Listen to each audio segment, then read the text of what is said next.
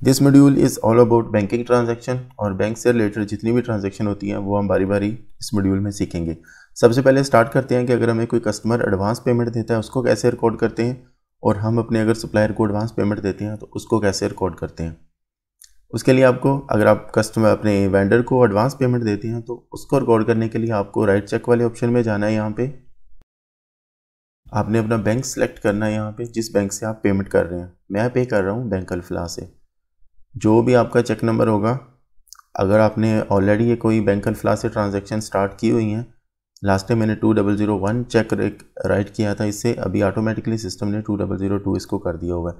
तो जो भी आपका चेक नंबर का सीक्वेंस होगा वो आप यहाँ पे खुद भी टाइप कर सकते हैं। अदरवाइज़ आप चेक बुक सीक्वेंस में ही लेके चल रहे हैं तो automatically quick book sequence number में 1 ऐड करता जाएगा। जो आपकी डेट है, लेट से मैंने इसको 1 जुलाई 2020 को एडवांस पेमेंट की अल्फ़ा इंश्योरेंस को कुछ। अभी इनका एक बिल पेंडिंग है। सिस्टम कह रहा है अगर आप इस बिल के अगेंस्ट पे करना चाहते हैं, but I am going to just write a cheque. Let's say मैंने इनको 5000 पे किया एडवांस पेमेंट। तो अभी हम आइटम्स वाली टैब में नहीं जाएंगे क्योंकि हम किसी आइटम के लिए पे नहीं कर रहे, जस्ट एडवांस पे कर रहे हैं। तो इसके लिए हमारे पास लेजर है अकाउंट्स पेएबल का। जब भी आपने अपने किसी वेंडर को पे करना है तो आपने अकाउंट्स पेएबल वाला लेजर ही सिलेक्ट करना है। जहाँ पे आपके पास कोई भी सप्लायर का नाम इस लिस्ट में शो नहीं होगा, ये जस्ट आपका चार्ट ऑफ अकाउंट शो हो रहा है। तो चार्ट ऑफ अकाउंट से आपने जस्ट मेन जो लेजर होता है अकाउंट पेएबल का वो चूज़ करना है। देन अमाउंट जो ऊपर टाइप की थी वो ऑटोमेटिकली यहाँ पे आ जाती है। अगर आप यहाँ टाइप करेंगे तो ऑटोमेटिकली ऊपर ऐड हो जाएगी। तो अगेन मेमो हम यहाँ पे ऐड कर देते हैं कि जी एडवांस पेमेंट है। तो इस फील्ड में आके आपको बताना होता है कि आप जिसके लिए ये पेमेंट कर रहे हैं वो वेंडर या कस्टमर कौन है।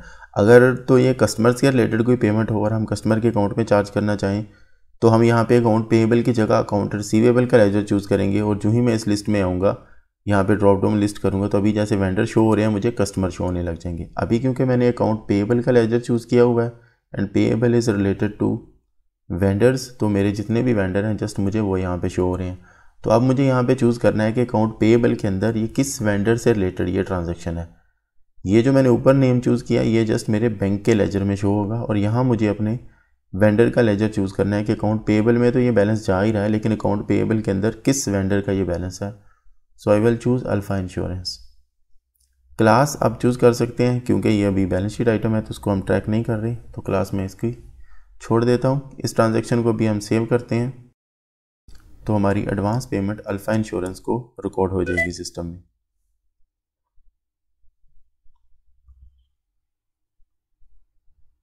ट्रांजैक्शन जर्नल, इस ट्रांजैक्शन का अगर हम देखते हैं तो आपके पास कुछ इस तरह की डिटेल आएगी जिसमें ये दो अकाउंट जो हैं डेबिट और क्रेडिट हो रहे होंगे। बैंक अल्फलाह हमारा 5000 से डिक्रीज़ हो गया और अकाउंट पेएबल हमारा डेबिट हो गया, but in the name of alpha insurance private limited. ये हमने जो एडवांस पे किया, जब हम वेंडर को कंप्लीट पेमेंट कर रहे होंगे तो उस टाइम पे हम इस एडवांस को किसी इनवाइस के साथ सेटल कर देंगे। देन अगर हमें हमारा जो कस्टमर है वो एडवांस में पेमेंट करता है तो उसको रिकॉर्ड करने एक ऑप्शन हमारे पास हो सकता है डिपॉजिट करने का, या हम रिसीव पेमेंट वाला ऑप्शन जो एक्यूरेट वे है उसके ज़रिए उससे पेमेंट रिसीव कर लेंगे। बहुत सारे लोग जर्नल एंट्रीज़ के ज़रिए इसको कर रहे होते हैं। जर्नल एंट्री के ज़रिए कोई भी एंट्री रिकॉर्ड हो जाती है, चाहे आप कस्टमर से रिलेटेड हो, वेंडर से, वट लेकिन आपको एक्यूरेट रिपोर्टिंग जर्नल एंट्री के ज़रिए नहीं मिलेगी। बैलेंसेस तो एक्यूरेट मिलेंगे लेकिन जो जिस तरह रिपोर्ट मिलनी चाहिए बैंकिंग की या दूसरी, उस तरह की रिपोर्ट्स नहीं मिलेंगी।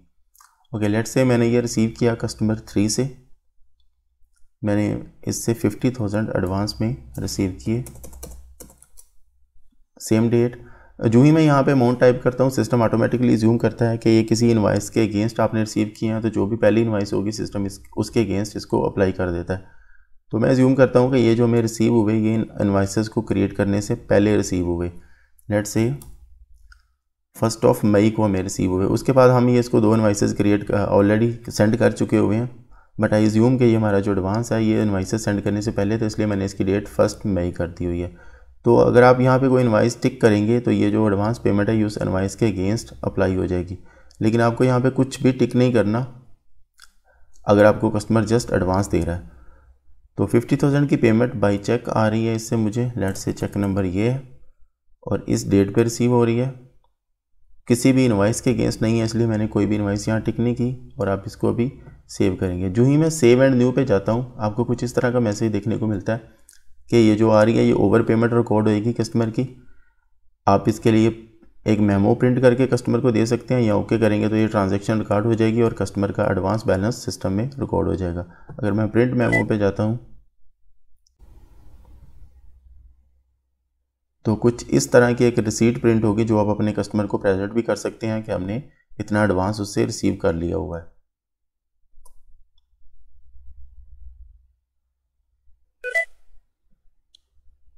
ओके, तो ट्रांजैक्शन हमारी रिकॉर्ड हो चुकी हुई है। 50,000 का एडवांस कस्टमर 3 से हमें रिसीव हो चुका हुआ है। दिस वे आप किसी भी वेंडर को जो एडवांस पे करते हैं वो राइट चेक के ज़रिए, और जब आपने पेमेंट रिसीव करनी है रिसीव पेमेंट के ज़रिए आप कस्टमर से अपने पेमेंट रिसीव कर लेते हैं। और जो ही पेमेंट रिसीव हो जाती है then you have to deposit in your corresponding bank account.